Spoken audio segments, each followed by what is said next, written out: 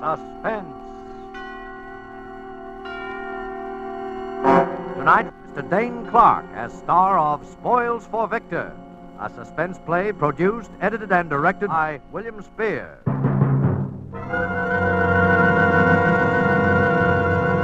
Suspense.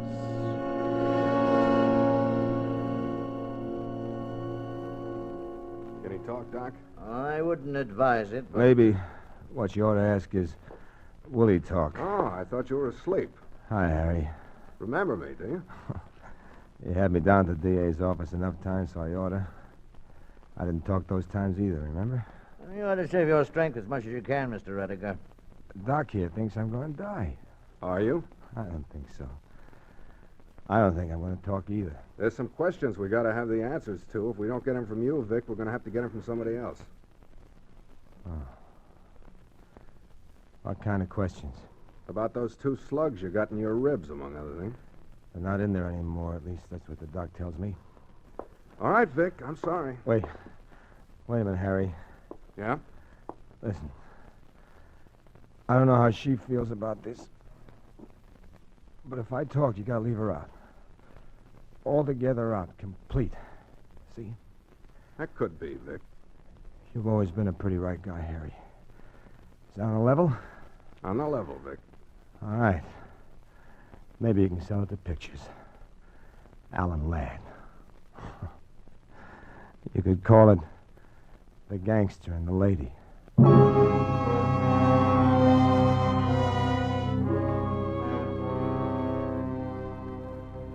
You know the mob.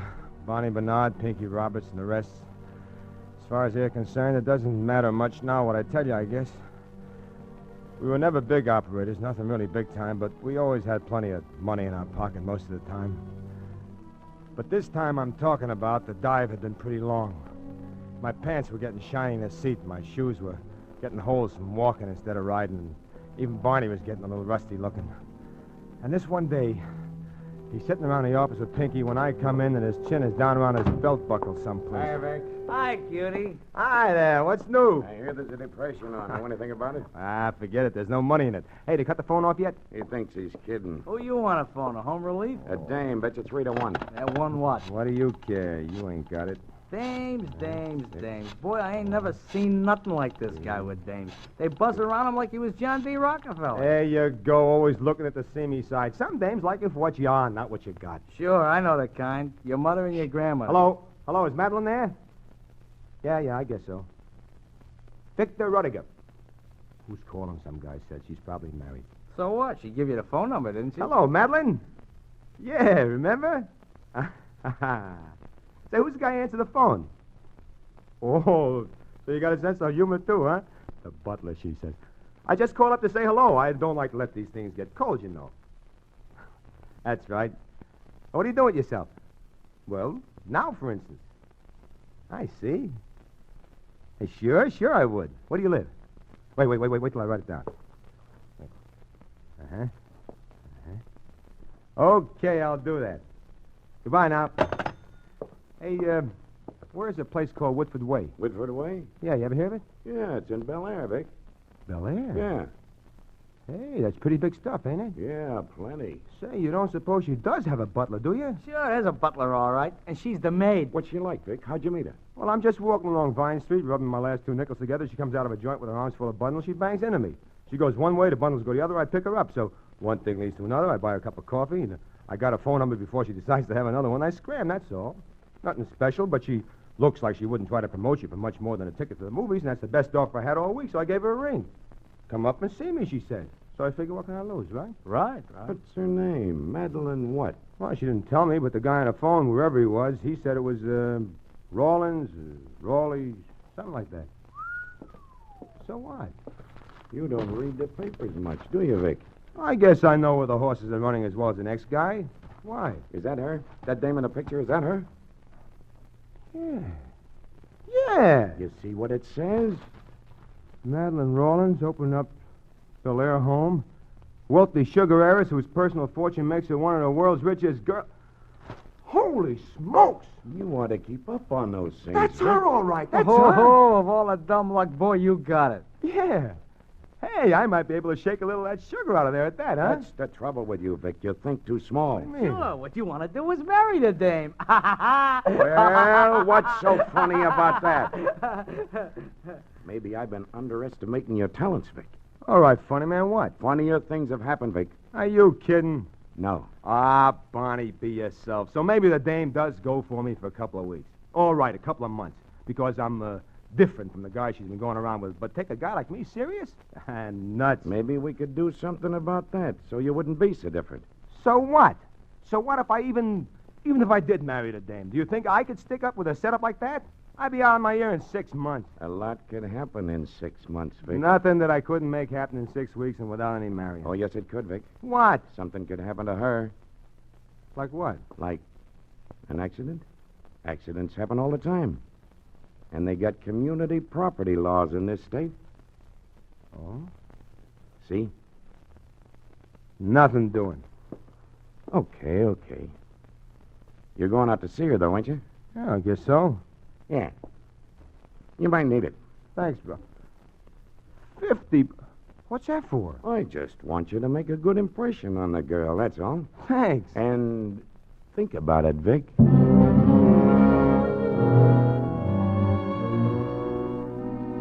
I did all right.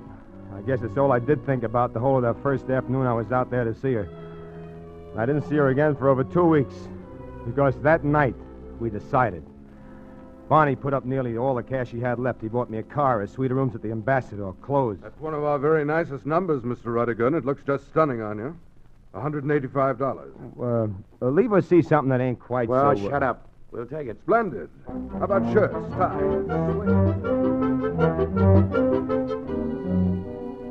I went around places. We hired a publicity agent. I was supposed to be a wealthy young oil man.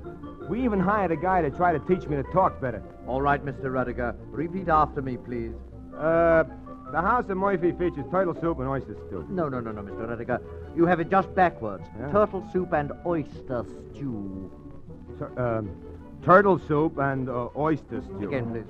The house of Murphy features... No.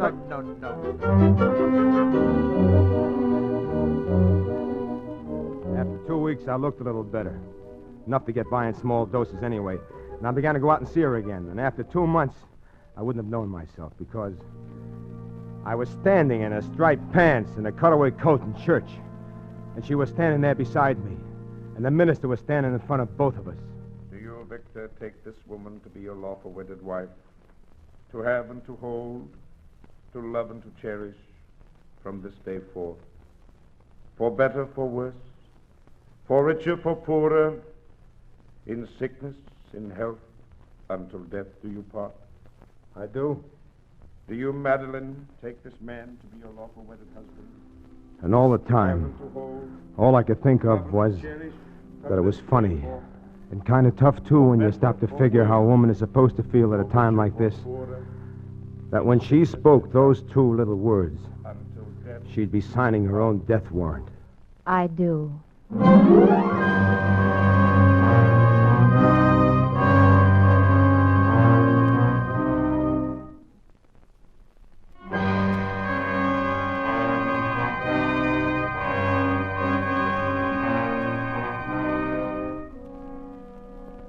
In 6 months, Bonnie and Pinky and me were going to be rich.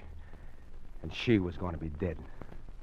I didn't have any feelings about it at first. Inside of me, I was feeling like an old stray dog that just found a swell home. I was tired. I hadn't known how terribly sick and tired the years of snarling and snapping for every bone had made me. And so at first, I just stretched my paws out to the fire. I lay around in the sun and enjoyed myself. I didn't even mind Madeline. Then after I got over feeling tired, something else began inside. Something began eating me. Just a little thing at first, but it got bigger. I didn't know what it was, except I knew it wasn't my conscience. I hadn't had one of those since I was 10 years old. But for a while, I thought maybe I was just missing the old gang, the old ways. But that didn't fit either. And then one day, we'd been married about 4 months then, and we were going out for dinner. I was upstairs getting ready, and I passed by her dressing room, and she was in there with a maid fixing her hair. Well, there you are. You better hurry if you expect to take me out anywhere. Yeah, I will. Say, that's a new hairdo, isn't it? It will be. You like it? Yeah, it looks kind of cute. Hand me the dryer now, will you, Marie? Yes, madame. What's that? An electric hair dryer. You've seen me use it before. I don't remember. Don't bother, Marie. I'll plug it in. You can go now. Yes, madame. Hey, wait a minute. You ought to be careful handling those electric gimmicks when your hands are wet that way. You can get... silly. I've been doing this. Madeline! Madeline! Get a doctor, Marie. Get a doctor! Oh, yes, monsieur. Then I was down on the floor beside her, remembering from somewhere that with people who had an electric shock, she gave them artificial respiration. And I pressed my hands against her ribs, and I was talking to her without hardly knowing myself what I was saying. Madeline! Madeline, baby! Come on, baby, come on, snap out of it. You're going to be all right, baby. You gotta be. Oh, please, baby, please. Hello, Please, Vic. please. What happened? Oh, Madeline. Oh, I remember. Are you all right? Why, Vic, you're crying. Me? You're crazy. Oh, baby, baby.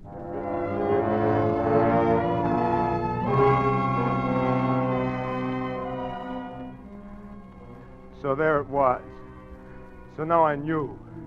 Because if I just stood there, she'd have died. But I couldn't stand there. Not for all the money in the treasury could I have stood there. Because I was in love with her.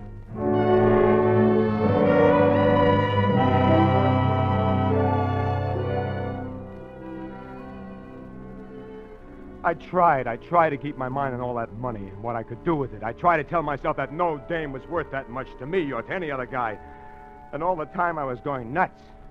I wasn't fit to be living with wild animals, to say nothing of a girl like Madeline. Vic, have you decided about going up to Arrowhead this next weekend?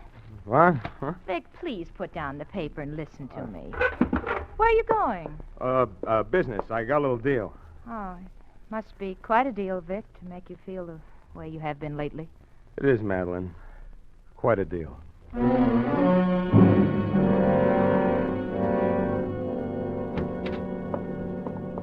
Hiya, Playboy. How'd it coming? Hi, Bonnie. Hi, Pinky. Hi, kid. Hey, you're looking great. Not that you hadn't ought to be. Yeah, we missed you, Vic. But we've been reading all about you in the society columns. Yeah, you've been living up there on the fat of the land for quite a while. Yeah. But near 6 months, Vic. That's right. So we've been sort of expecting you. That's what I figured. That's why I come. And I hope you're ready to talk business, Vic, because we are. That's why I'm here. Okay. So we start talking. Listen, Bonnie, look, wait a minute. Suppose I figured out a better way. A better way to what? A better way to get dough out of this setup. How much, though? Maybe $1 million. $1 million. Are you kidding? What's the matter with $1 million? Nothing. Only my way, we get about 10 times that much, and that's what we're in this for, and that's what we're going to get, see? I might even be able to get more than $1 million in time. You're not trying to tell me you're getting soft, are you, Vic? I don't like murder, that's all. And you wouldn't try to tell me you're falling for the dame, would you? Well, what if I did? Because I wouldn't believe you. I've known you for a long time, Vic, and I know you ain't that kind of a guy. No, I wouldn't figure it that way, Vic. No. I'd figured that maybe you were getting away with it up there a lot better than you expected, and you didn't see no reason for not hanging on to the rest of the dough. All by yourself. Oh, no. I don't like murder, Bonnie. Maybe you don't. I can see how maybe you wouldn't. But I put my dough into this. I put my brains into it. It's the biggest thing that anybody's ever pulled. $10 million. And I ain't taking any less. It's my way or else. Well, what about it? Okay. It's better. Got it all figured out? The accident? Sure, a burglary. Pinky here breaks in. You and her hear the noise. You go down and find Pinky at the wall safe. You got one, haven't you? Yeah, in the library. So you catch Pinky and you shoot. Only you hit her. I do. Why not Pinky? No. If it's an outside job, they'll keep looking for the guy, and that might find him. And if you do it, it's an accident, open and shut. No more trouble. You like it? Sure, it's great. You got a gun, haven't you? Registered to you? Yeah, up at the house. Use that. Want to set a time? Sooner the better. Friday night? Friday night. Okay, Pinky? Sure, anytime. Check with me Thursday, okay? Okay. And Vic, Yeah? when you shoot, don't miss.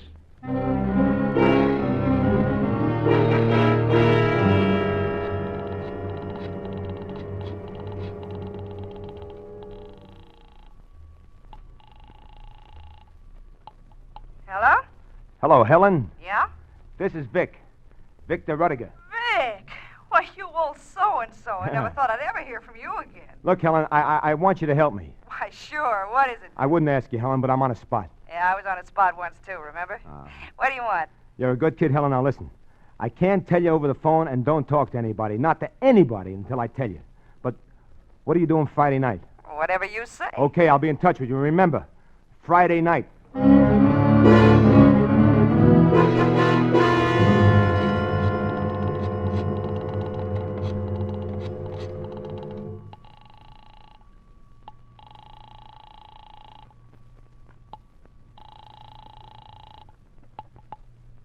Yes? Hello, Madeline. Well, Vic. Look, hon, look. I think Arrowhead this weekend would be a great idea. What do you say?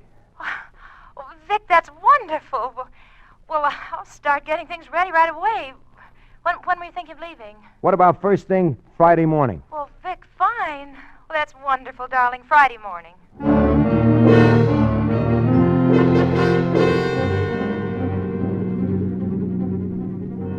It's about 90 miles to Arrowhead, and I usually make it in 2 hours easy the way I drive. But this time, I guess my mind was on almost everything except my driving. You made up your mind pretty suddenly, didn't you, darling? About what? Oh. About coming up here. Oh, I don't know. Vic! Vic, please, not so fast on these turns. Fast. It was too slow a while back. Oh, a while back it was too slow. You were crawling. Why'd you tell the servants to go away for the weekend? Away? I didn't tell them to go away. Well, the way you said it, it meant that. Well, we were going to be away. I figured they might like a little vacation, too. Oh, I see. Vic, what is it? What's what? What's the matter? Nothing the matter, Madeline. It's just business. Business, that's all. Victor, I don't believe you. What do you mean? I mean, I don't believe it's business. I believe it's something else. Well, what else could it be? I believe it's something about you and me. Oh, it isn't. It isn't, Madeline. It isn't. It's a deal, that's all. And it'll all be over by a few days. Will it? Of course it will. Vic, I love you. I could never fool myself about that. I'd do something awful if anything ever came between you and me. Anything or anyone. I know, Madeline. You don't want to talk about it, do you? I can't, Madeline. All right. Remember, anything or anyone.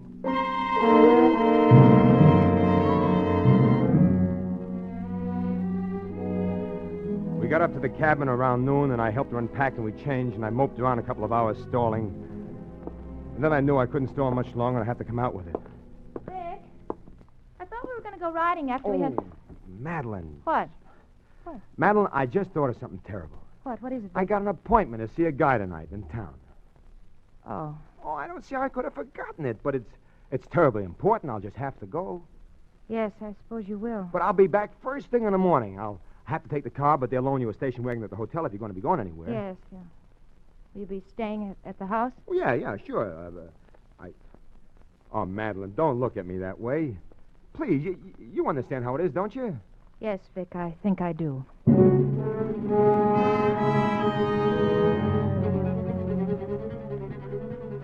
I drove on down feeling like the world's worst heel and scared and excited, too. I called Helen and told her how to get out there and where to leave her car and how to get in without anyone seeing her in case they were already watching a joint.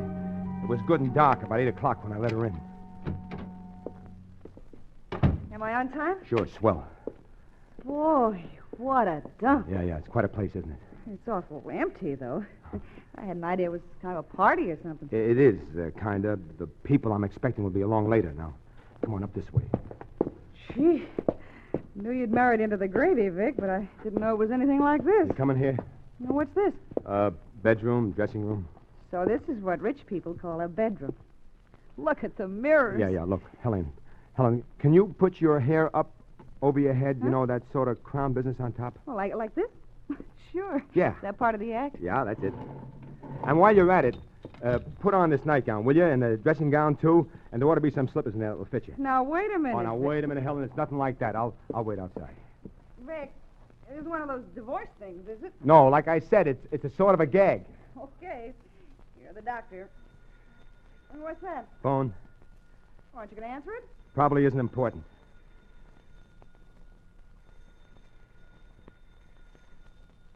Oh, what do you suppose it could be? I don't know. Vic, it might be your wife. Yeah, it might be. Well, for heaven's sakes, why don't you answer I it? can't answer it. Oh, all right. Oh, gee, these things of your wife's a darling. How do I look, huh? You look just about right.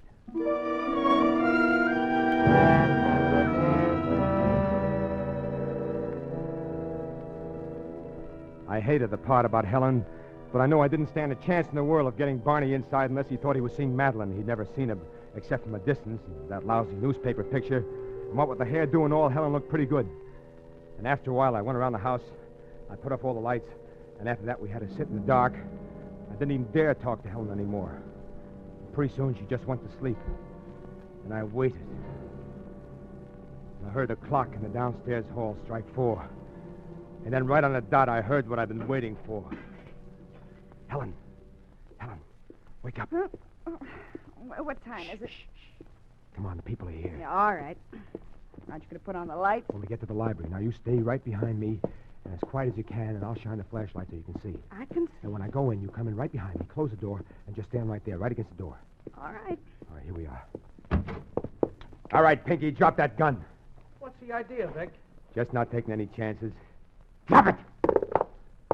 Now kick it across the floor, over to me. Barney outside? Yeah. Alone? Yeah? I want you to go to that side door where you came in and whistle to him. And when he shows, tell him we need him in here. And that's all. Anything more and I shoot. Understand? This ain't right, Vic. When this happens, I want Barney in here. Just in case. You wouldn't want you and me to be the only suckers, would you? Well, that's right, too. All right.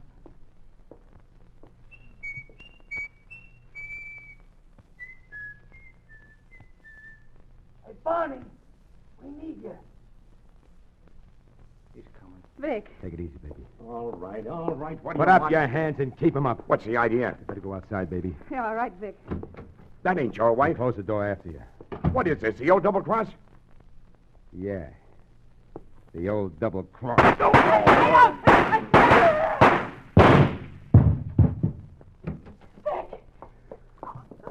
Oh, Vic, you killed him. They broke into my house. They were burglars. But that's Barney Bernard. They broke into my house. Oh, Vic, I don't want to be mixed up in anything. You're not going to be mixed up in anything. Nobody saw you come. Nobody will see you go. Is that why? I mean, your wife's nightgown is... I'm sorry. I couldn't tell you more. I can't tell you now either, but you better get your things and scram. I've got to call the cops. All right, Vic. What's that? Madeline. I told you what I'd do, Vic. Madeline! Put down that gun. I Listen, will said you? anything or anyone. Madeline!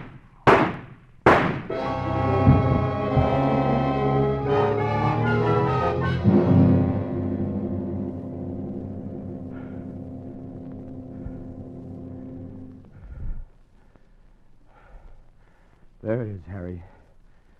But remember, you said the DA's office would lay off her. That's right. You better lie down there. Look, Harry, do you think the way it was, it might make a difference How? to her? Yeah, Vic. Yeah. I think it might.